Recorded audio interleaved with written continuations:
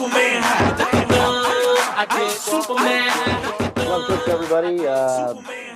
Anna Hour. Jank is not here because he did the Dylan Radigan show today. And I think did very well. I haven't seen it, but I feel it.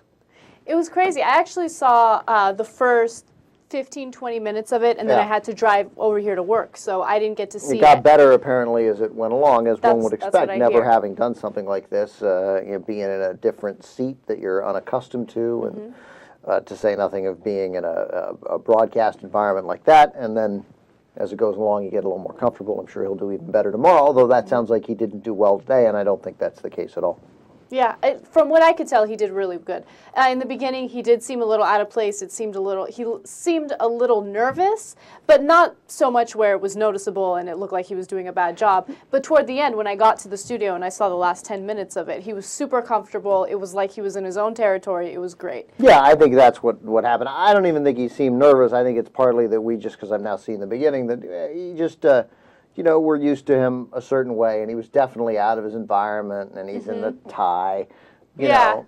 I noticed that. And he looks the suit's a little tight, I noticed that too. I wasn't going to say anything. Fit. Yeah. Oh, definitely, no question. I mean, he's, So what do you think happened? Like, he got there and they made him wear a suit that they had there? Or? Oh, no, that's his suit. He's fat.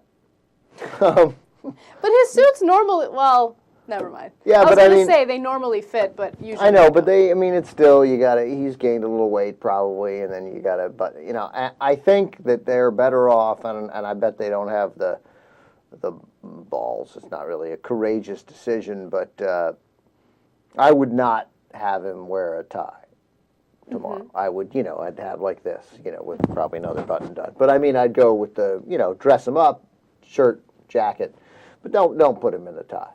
He looks a little like there's a little bit of the little boy made to dress up aspect.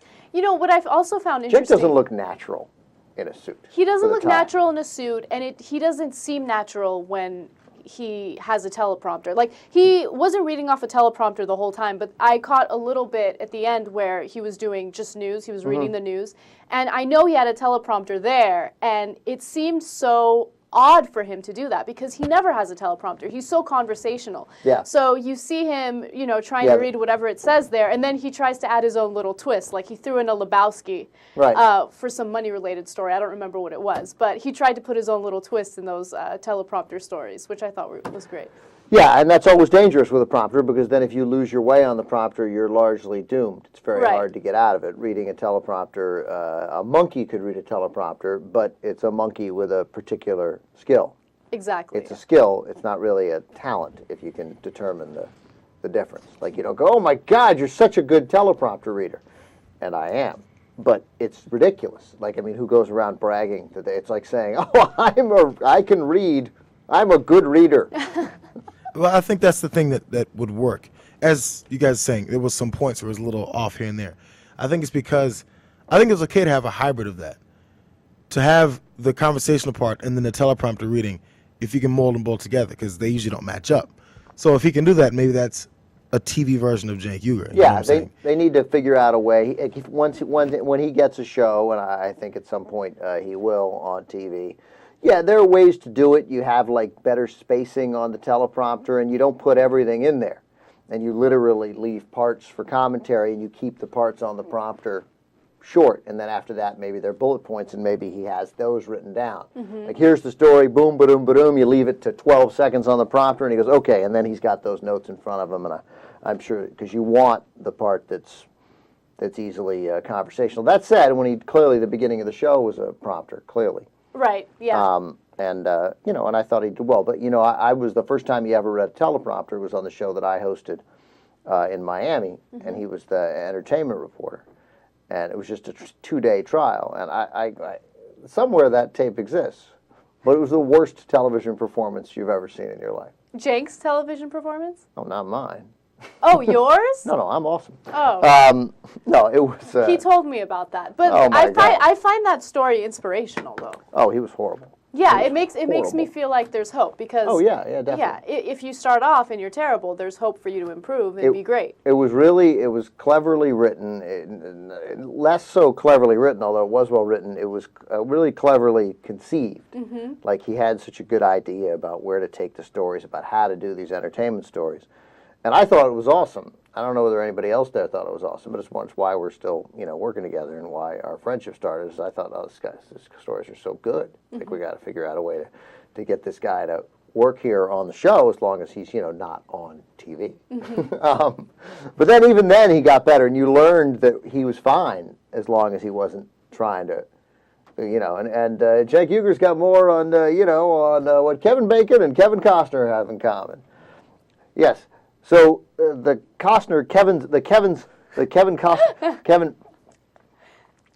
Bacon. Wait a minute. Can I start over? I mean, it was agony. It was horrible. And was it live television? Oh yeah. Oh, that's a disaster. Oh, it was a catastrophe. That's a disaster. What did you do? Because you're the anchor. So how did you? like Ed Harris in Apollo 13. No, it was you couldn't. I mean, he was like, it wasn't a thing where I was sitting next to him. Then I would have, and it was a conversation. I would have helped. And it was like I tossed to him, and he had his own little section of the set. Mm-hmm. I mean, he got through it, and then we tried it again the next day. He doesn't feel shame, which is one of the great things. So afterwards, I wouldn't feel shame either if I can look back at something where I was absolutely terrible and then say, "Wow, look at me now." Like, look at him now. Right. He was just on MSNBC. He's totally, amazing. Yeah. Yeah. So I would be proud of that. I would be like, man, I've come a long way. Oh, so. I think he is. But I mean, even then, no, I don't mean now. Obviously, it wouldn't. But even then, he was like, okay, how do I get better? Like, it didn't bother him in any way, or and we had barely been friends, but he came back into my office, which literally had been the janitor's closet that day. I'm not kidding. It was like there was like a mop in the corner of it. They put a computer in it, and it sat like this. And then and so he was like, "How was that?" And I didn't know his last name, and I was like, "Well, it wasn't awesome." Mm-hmm. And he was like, "Yeah, it seemed terrible," And I was like, well, we worked on the next day, and we had him. He read the prompter a little bit, and it was, I think, worse on day 2. And then I was like, look, and I went up and I talked to the guy who ran the station, a guy named Matty Lesham, and he was like, that was pretty bad. I was like, yeah, but no, I'm not exaggerating in any way. And I said, yeah, but we need a writer, and we should keep it, and we'll figure out something to do. But Jank had been a corporate lawyer. Right. Who then came down to the station hoping to get on the air, but went into ad sales. Right. I mean, a corporate lawyer did ad sales, and so he went and tried to be the entertainment reporter, read a prompter. He was horrible. Yeah. I mean, and then that was like 1999, so now 11 years later, he's subbing in for Dylan Radigan. No, I love that story. Yeah. That story is awesome. And I think about it time to time whenever I feel discouraged, because I have my moments where I feel discouraged. Yeah, you should. And... whatever. I'm such an ass. No. It's first of all, you shouldn't have moments where you feel discouraged, but it is a great story, and right. You should. And think about also the manner in which what we even criticize him for. Like, he's not good at reading a prompter. I know. It's a brainless activity. Like, what a great thing to not be great at. Right. I can't read a prompter. Right, it's not like, it's not. There's nothing to do with intellect. There's nothing to do about communication. It's not like he can't communicate. I mean, he's not. He can be a broadcaster. He can do all those things that you want to be able to do, which is captivate your audience, bring it in, sort of, break the wall, make them understand, relate to you. He struggles to sit there and read lines on a prompter. Who cares? Right. You just got to figure out a way to get beyond that. That's all. But anyway, he's so much better at it. I thought he did fine today. Anyway. Yeah, absolutely. All right, you want to do some stories? Yep. Let's start with the breaking news story. Oh, yeah, right. So what happened? Lindsay Lohan? Yes, Lindsay Lohan was in court today, and it turns out that she's been sentenced to 90 days in jail. Wow. I found out about this literally seconds before we went on air, so I don't know all of the details. Well, remember she had a car accident, and they found like heroin in her car. Right. No, they didn't. They found cocaine, though, didn't they? Yeah, there was. They found drugs in her car, I think, but she had the accident. I'm not sure if they if the drugs were directly related to the accident. But there was it was when she had a repeated episode. She had the accidents. They found the drugs. I think they were related, and she had the court-ordered alcohol classes. Right. And she didn't go. I think you're supposed to go every week, and she didn't go every week.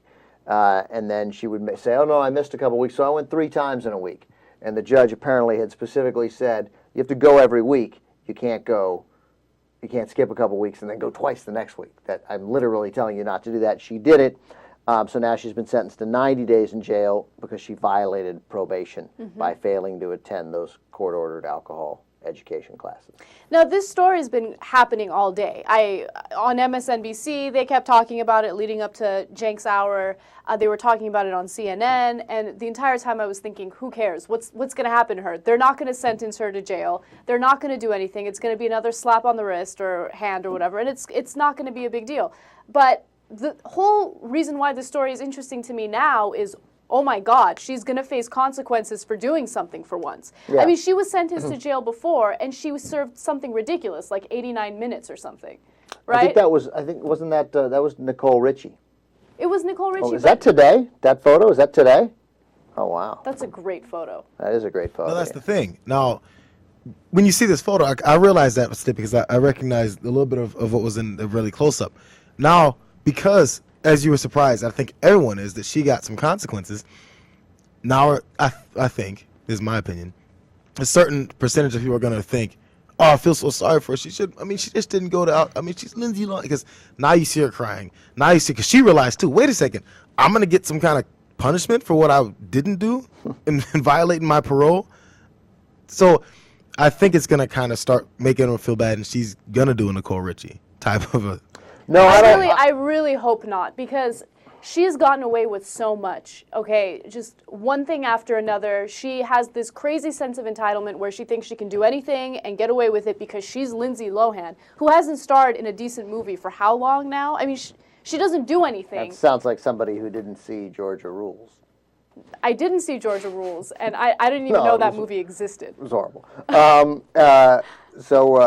No, but the problem here is that when you flaunt a judge's order, it's frequently different. I mean, she was cut the break. She ignored that. Exactly. So she apparently missed a court hearing in May. She's had to wear an ankle bracelet since then. The Monitor issued an alert after she attended the MTV Movie Awards and the after parties. And so the prosecutors had hoped to introduce reports that showed she also violated the order by drinking as part of her probation. So I think it's that, and that she had blown off those classes each week. So, and her lawyer was saying that it was a misunderstanding. But the head of the program said she did not report Lohan to be in violation of the judge's order when the actress missed 9 meetings and then made up an undisclosed number. But so there you go. But anyway, 90 days. I don't know. She might get out early because, look, she's not a killer, and they need to process people out. But I bet she spends a good hunk of time. Oh, by the way, you're right. She spent 84 minutes in jail in 2007. Right. I remember that. Yeah. I remember hearing about that and thinking, oh that's amazing. Yeah. Not even a full day. Nicole Richie did also, though. JR's right, too. She spent 84 minutes in jail. Lohan did in 2007 after pleading guilty to 2 counts of being under the influence of cocaine. That was related to the reckless driving, and this plea came after the 2 the high-profile arrests earlier this year. So she needs. Who cares about exact details, which she violated? She didn't go to the classes. She didn't show up for court. She's messing around. She's flipping off the judge, and she's looking at 90 days. Can we see a couple of those crying pictures? Because the bursting into tears, that's talking to her lawyer. That's probably later, where she's real, and that's apparently, as we can tell, like right as the judge. Marcia Ravel says, after Marcia Ravel says 90 days in jail for Lindsay Lohan. Pretty dramatic pictures. I mean, I don't take any joy in seeing somebody get that bad. That's like right before, it's going to go fine. I'm good. I'm Lindsay Lohan. What could go wrong? Oh my God! I'm going to prison. This can't be true. Lawyer, please help me out. This can't be true. There you go. It's like you're seeing it live. All right, jail for Lindsay Lohan. She has to report July 20th. Right. She's got a couple of weeks. By the way, I would think now, drink heavily. You know what's interesting about all of this, the whole Nicole Richie saga, the whole Lindsay Lohan drama, is the fact that out of all of them, Paris Hilton was the one who actually served her jail time. I think it was a month, right? She spent a month in jail for doing similar shenanigans. That sounds too long. We have to check on that, but I can almost guarantee she was in jail for at least a month. That still sounds like too long. But she was in prison. I remembered. I worked for some other organization at that time, and I recall that. Yeah, well, obviously she was sentenced to 45 days in jail, and we'll find out how long she served. But by the way, Paris Hilton, she dropped off the face of the earth, and that's sort of to her credit. She's just gotten sort of, I guess, a little more serious about something.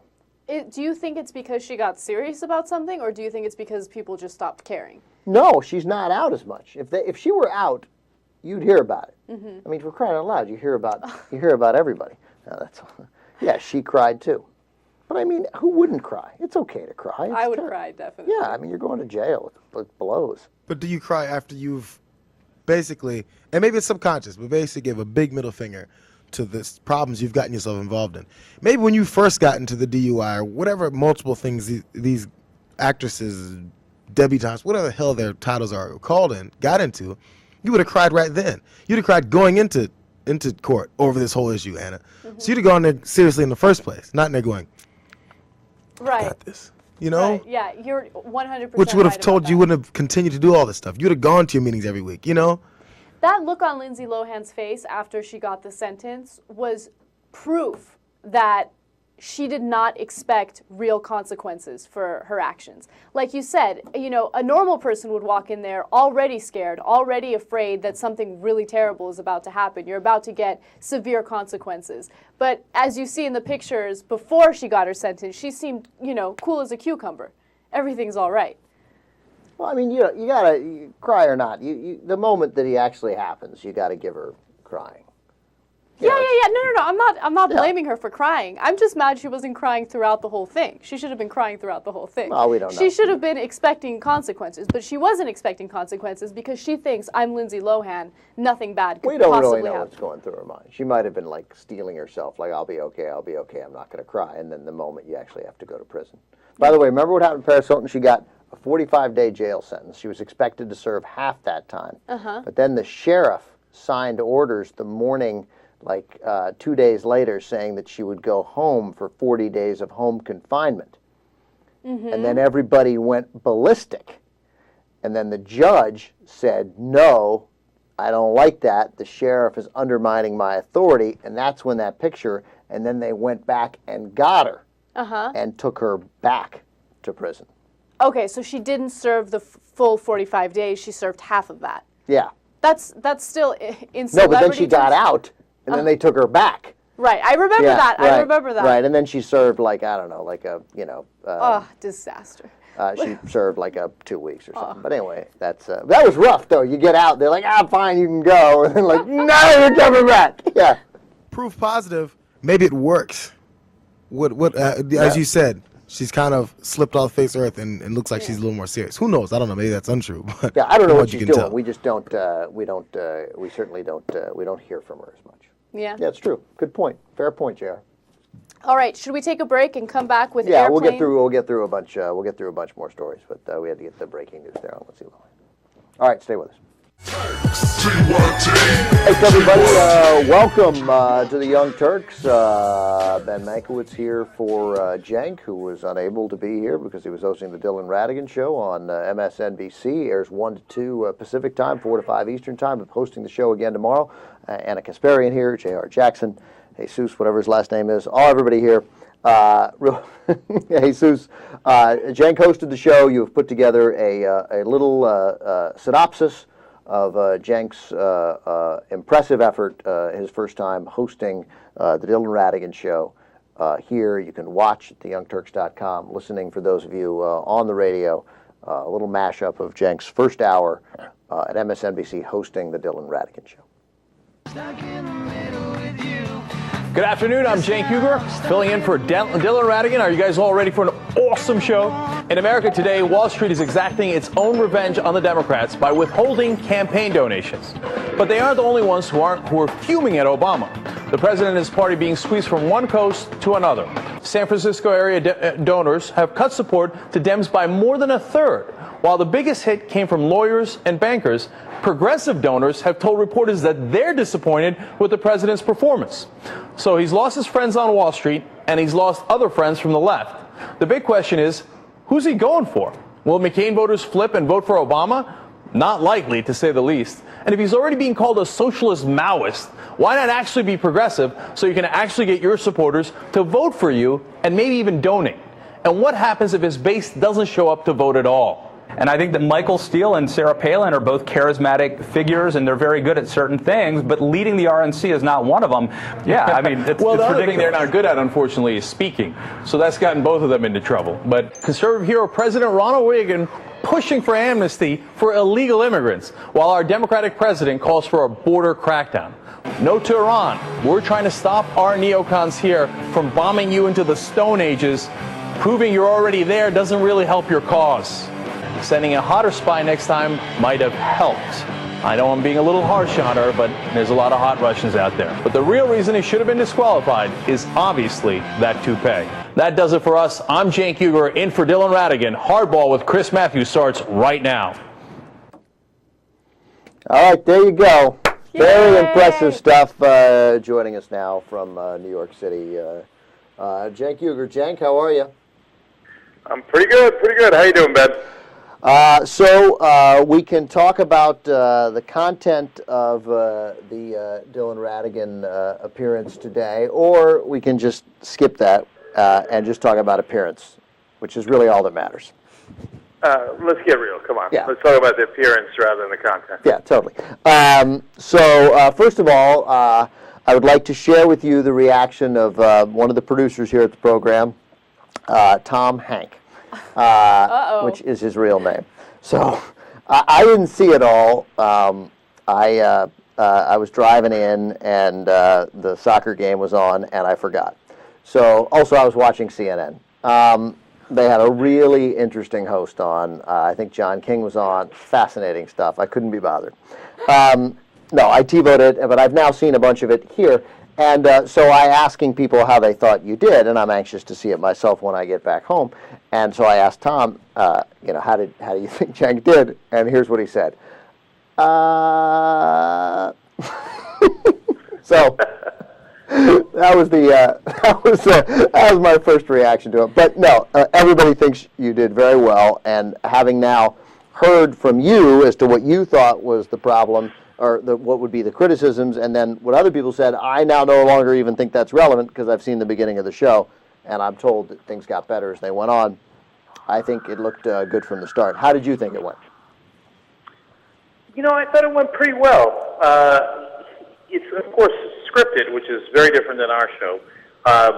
And like you used to do in Miami when I wrote for you, I, of course, changed the script around to so that it was my words that were coming out.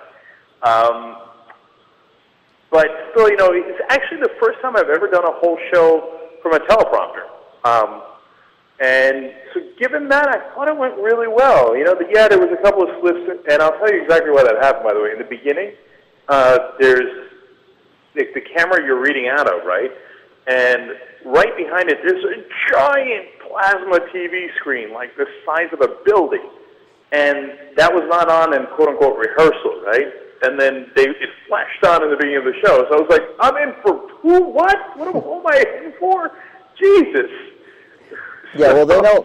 That's again, they frequently, or people in television frequently don't think of the little things that might impact a talent's attention during it. But I mean, if you're talking about the little stutters of Dylan Ratigan's name, I mean, that's nothing. It's indifferent, not noticeable. You could do it in every show, and it wouldn't make any difference. Totally right. irrelevant. So look, that was I think pretty much the only downside. Plus, whenever you're scripted, it doesn't seem as real as when you're unscripted, from my point of view. So those were the two only issues in my mind. But outside of that, I thought it went pretty well. And by the end of the show, I mean, we were really getting more to the real me. And I really liked the Obama or Reagan, who's more conservative, that segment. And if people can check anything out, I'd say check that out. And, of course, we'll have it on our YouTube channel. Tonight, I think we already have it up. Well, the whole thing's going to be available for members after the show, or maybe it's available now for members. I don't know, but definitely available afterwards. But yeah, a bunch of it'll be up there, and we'll obviously have that Reagan comparison up there. Yeah, I don't know. Hopefully tomorrow maybe they'll spell your name right. That would be nice. That would be a bonus. Yeah, we talked a lot at the beginning of the Anna Hour about you and the prompter. It was just a giant, essentially, while there was some making fun of you, it was pretty much a Jank love fest. It was a little embarrassing. Because Ben shared the story about how badly you messed up when you were in Miami, the 2 times that you had to read off a teleprompter and how horrible it was. Messing up is a giant understatement. It was a catastrophe. But I think that's an inspirational story. Like, Cenk Uygur, 11 years ago, couldn't read off a prompter. Now he's hosting MSNBC, or guest hosting a show on MSNBC. That's pretty awesome. But if the only criticism or the only thing that you can't quite do well is something that essentially a trained monkey could do, that's not even really a criticism. In fact, there's something vaguely noble about it. Like, I mean, you want to get beyond it because you want to succeed, but yeah, so what? It's not there's a lot of talentless people who know how to read a prompter, a ton. So, but anyway, if that was all off prompter, that was fine, and the key will be sort of, finding the balance between you, who likes better to speak off the cuff, and what's on the prompter, because you have to have some stuff on the prompter, otherwise you can't keep a show time. Right. Well, tomorrow we're going to do a lot more unscripted stuff. Meaning, of course, the top is on the prompter, but then bullet points, and then I'm going to do what I normally do on the Young Turks. So that should be interesting, too, to experiment around with that. So we'll see how that goes. Yeah. Well, all right. Tomorrow, unfortunately, I have to watch One Life to Live at that time, but I'll TiVo it again. So now let's get to the beef, man. Let's talk about the inside scoop on what happened behind the scenes at 30 Rock. Right, that's good. What's the deal? Do you have stories? Oh, of course. First of all, I get lost instantly, and I wind up on the set of the Today Show. Is that true? Really? Yeah, in the morning. And next thing you know, I'm standing next to Ann Curry. And I'm like, what am I doing? Where am I? And so I was like, oh my God, I'm on the Today Show. I got to get out of here. Was Ann Curry alarmed? Did she even notice you? I mean, obviously she knows who you are. Oh, well, of course. Yeah. No, it was off to the side of something, and so I don't think she noticed me. I noticed her at the last second, and then I was like, wow, who's that gorgeous woman next to Ann Curry? And it turns out it's Tamron Hall. Oh, I was going to say, and it turns out it's Kathy Lee Gifford. You know who I used to have an enormous crush on before. Yeah, well, before. Who is Tamron Hall? I know the name, but why? Who is she? Tamron Hall is one of the MSNBC anchors. Oh yeah, right. Yeah, she's cute. Yeah, if Jesus can pull up a picture, you guys can see it online. And she looks. Oh yeah, Jesus just put up a picture of you. It's alarming. But she looks gorgeous in real life. She looks great on camera too. But sometimes you see someone on camera, and you see them off camera, and you're like, wang. Yeah, I remember her. There's nothing not to like about her. Yeah, she's beautiful in real life, and then ran into a bunch of MSNBC people, which is very normal because that's where you're at. Do you know who would really be into her? By the way, Mel Gibson. He would think she was just fabulous. All right, so sorry, what were you saying? And so, you run into the normal MSNBC people, Ed Schultz, Contessa Brewer, etc. I said hi to Ed. I didn't, I never got a chance to meet Contessa or anything. But then as I'm walking in the hallway, somebody stops me and says, hey, Jank, and it's our old friend Brian Williams. Oh, really? Fantastic. Yeah, and he said, oh, it's good to have you here, et cetera, et cetera. And, as always, He's such a swell guy. Yeah. No, he's a great guy. He's a very funny guy, and we only know him through my brother, who's a godfather to his kids, because they work together in New York. Brian Williams showed up for work yesterday. I don't know how many people saw this story on Monday, the holiday after July 4th, because he didn't realize it was a holiday and a day off. So he drove in to anchor the news, and in driving in was like, where's the traffic? Right. Why is Manhattan empty? And then he gets to NBC and like, there's no one here now, and they have cheeseburgers and cake for us. Like, what the hell's going on? And then he's like, it's a holiday. I'm not even supposed to be here. But he went ahead and anchored the news anyway. Oh, he did? Yeah, he'd driven in. He left his family on like the Jersey Shore. Yeah, I mean, that's his story anyway. Yeah. No, honey, I swear, I thought it was a work day. Yeah. As it turns out, he actually came in early to see me, but I just wasn't there yesterday. That was That's right. That's clearly what it is. Well, it's very nice of him to say so. Any other backstage stories? No, it's just one more thing on Brian Williams, right?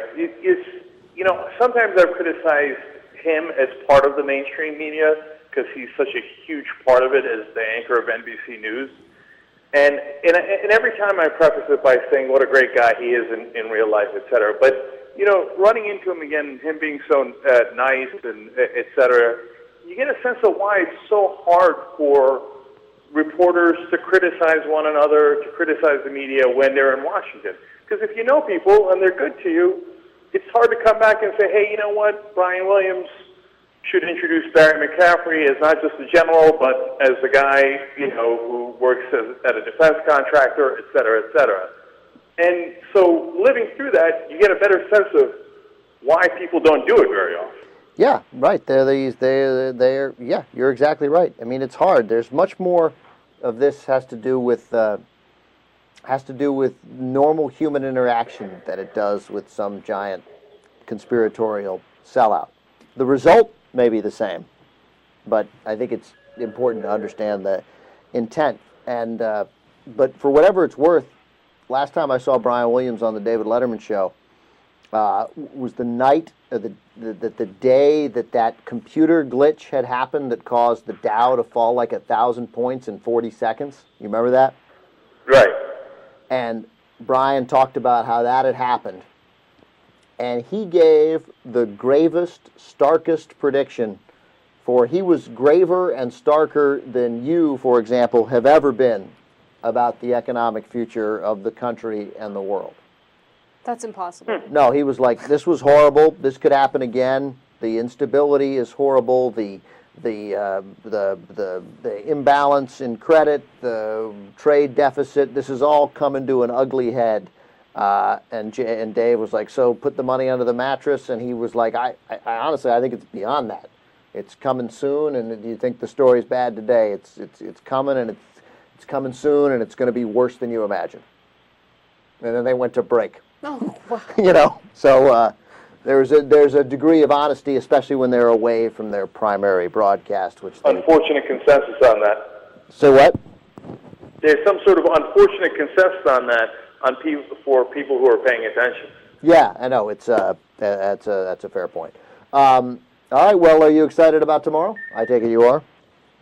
Yeah, absolutely. And like I said, I just we'll do a little more unscripted, so that'll be interesting. That'll be different, and it'll be another ride as to whether I'm going to be able to pull that off. Did you hear about Lindsay Lohan? I did not. No. 90 days in jail, and she burst out crying as soon as it was announced. All right, maybe that on the Dylan Radigan show tomorrow. Yeah, that'll be, it seems like the kind of story you guys in the mainstream media would cover while the sort of world is crumbling around you. All you care about is the celebrity news. Yeah, you do what you do. That's fine, and we'll try and keep it real here at the Young Turks. All right, sounds good. All right, thanks, Jank. And speaking of financial crisis, by the way, author Jason Kelly, whose book, Financially Stupid People Are Everywhere, Don't Be One of Them, will be joining us momentarily. It's a significant book, and you'll see in many ways why the country is headed off a cliff and why you personally are probably going off that cliff too, but maybe why you could go off that cliff slightly later. Is that a fair assessment, Anna? That's a fair assessment. So Jason will be joining us in a moment. Jank's entire appearance in the members section. There'll be clips of it soon on YouTube. And he, of course, is on the Dylan Radigan Show again tomorrow at 4 o'clock Eastern Time. 1 o'clock Pacific. Young Turks will be back. Young Turks, everybody. Ben Mankiewicz here in for Jank, Anna Jr., Jesus are here. Federal government sued Arizona today, as expected. Anna, challenging the state law to combat illegal immigration. Interestingly, they did not sue over civil rights issues. They sued that solely that the Arizona law takes away the federal power to control immigration, even though, like, the ACLU was in on the suit, and they all know why they're suing, but they don't want to. They made a tactical decision not to file the suit based on human rights grounds. So this was expected. Obviously, in Arizona, the Governor Brewer's people, they're all up in arms, and this is how could the federal government step in? All we want to do is we are helping the federal government, for crying out loud. Right. But then the last line of this New York Times story I love, and this is really the main reason why I bring it up. Again, they did not sue for human rights grounds, or civil rights grounds, excuse me. The last line of the New York Times story, should the department fail to convince the courts to block Arizona from enforcing the law? So if the federal government loses, the official said, it would closely watch for signs that people of Hispanic appearance were being targeted. Right. Okay. They will be. I don't sense that the good law enforcement folks in Arizona are going to be targeting a lot of Germans. Right. Yeah. I mean, yeah. But we'll watch to see if it's applied to anybody Hispanic. Yeah, okay. All right, good. Way to be on it. Good for you. It's been 35 days since Republicans blocked extending unemployment benefits to Americans. 1.5 million people, 1.7 million people actually have been out of work longer than 6 months now. No extended benefits. And just so everybody's clear, that's all Republicans. They won't do it. They don't want to do it, thinking that the most important thing here is reducing the deficit and not extending folks who've obviously, due to the enormously difficult economic situation, which we just had Jason on here to in part to talk about, you got to extend the benefits. There's so many good working people who are out of work. One woman here in the story, Donna Ripley, Stockton, New Jersey, told the Huffington Post her 26 weeks ran out May 29th, 1 week after the extension deadline. So, like, other people had 90 up to 99 weeks, then the thing runs out, and she doesn't get any more benefits.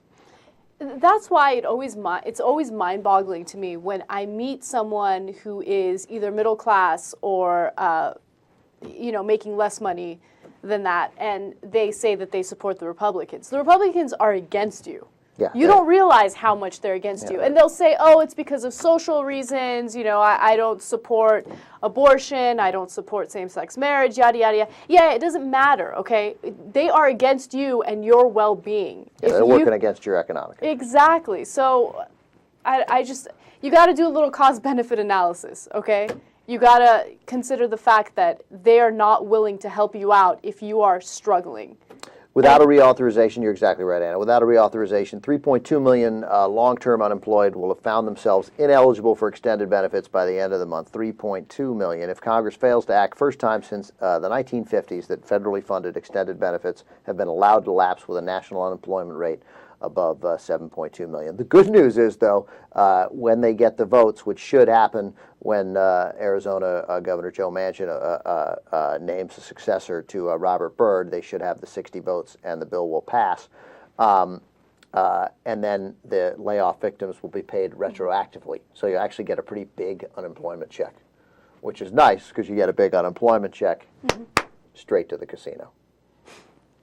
You get that big unemployment check, like, say, $1,700, put it on black, all of a sudden you got $3,400. Now we're talking. Now you can do some damage. All right, so Michael Steele. Let me do one thing first before we get to Michael Steele real quick. So Barney Frank and Ron Paul have an interesting piece also in Huffington Post. Of course, these guys couldn't be more politically diametrically opposed. Barney Frank from Massachusetts, Ron Paul from Texas with his nutty son.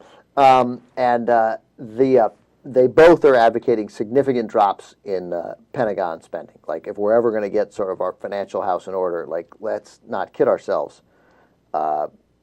Defense spending, like, it's got to start. So a couple of things that they point out: $693 billion in the 2010 Pentagon budget. $693 billion, more than all other discretionary spending combined. So the Pentagon budget, more than everything else we spend. If you even take out Iraq and Afghanistan, so okay, that same old, hey, look, we got 2 wars. Okay, take them out, pay for those wars. It's still 42% of total spending. And there's a really great point here about Europe, because immediately after World War II, and so the world is teetering in which way to go. Soviet Union's becoming incredibly aggressive. It's very apparent that we have a very new enemy, the Soviet Union, and we're building this nuclear standoff. And we take on the responsibility of sort of protecting every part of the world that needs help, and it could be sort of trampled or is exposed to any potential Soviet influence. And that was like the 1945. It's 65 years later, and we're still essentially playing that role when, as these guys point out, there's no justification for it. And like now, when you go ahead. Sorry, go ahead. No, you go ahead. Well, now in Western Europe, when they point out here, when the countries in Western Europe, when the British and the French and Italians talk about how they have these great social models, this is a quoting from the New York Times. Europeans boast about their social model, like we get 6 weeks of vacation, we have health care, we have extensive welfare benefits, and you guys, you work 50 weeks a year, and you have terrible health care. This is the way of life we have over here. It should be pointed out, they don't spend anything on the military because we do it all for them. And at some point, not that you want to break the backs of our allies, but like we don't, you and I and JR and Jesus, I guess. I don't know why it's okay with me to keep making. I love how he shakes his head. That's the best part. Jesus, that Jewish guy. I'm tired of him. Why is it our responsibility to make sure that the Italians get 6 weeks off? And I know I sound like Pat Buchanan a little bit here, but it's a great point. They don't have to spend. They aren't spending more of their discretion. They aren't spending half of their discretionary spending on the military. 42% of their total spending is not on the military. So I don't know. It strikes me as a massively valid overall point. Do you think it's a way that the U.S. tries to keep the status as a superpower? Yeah. Look at how much money we spend on our military, on our defense spending. Oh, totally. We're the most powerful country in the world, and no one can compare to us. And that's one of the things that I think politicians in the U.S. use to justify the amount of spending.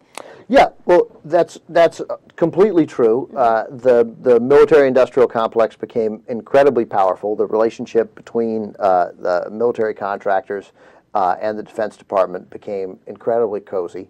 And, until 1989, we had a legitimate reason to, I don't know whether it was how legitimate it was, but to most people, we had a legitimate reason, certainly some reason, to fear an enemy.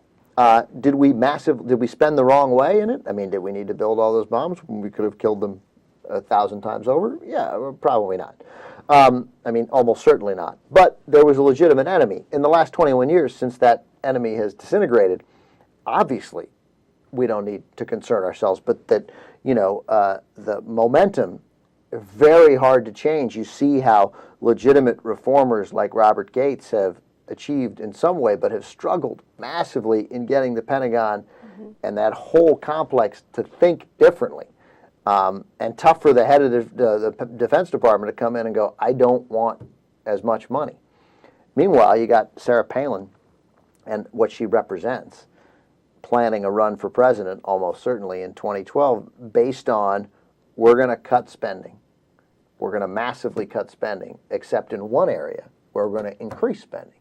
And that's the Defense Department. Right, and that's the whole shtick that the Republicans always use, because to them, spending money on defense spending makes our country stronger. We're making sure that we're strong when it comes to national security. That's the whole Republican spiel. And it comes back to what you mentioned, Anna, earlier when you were talking about when we were discussing the unemployment benefits and how sort of middle class Americans and lower middle class Americans who are sort of when they buy into the Republican agenda, they're working against their own economic interests. And the way Republicans win them over so often is with fear.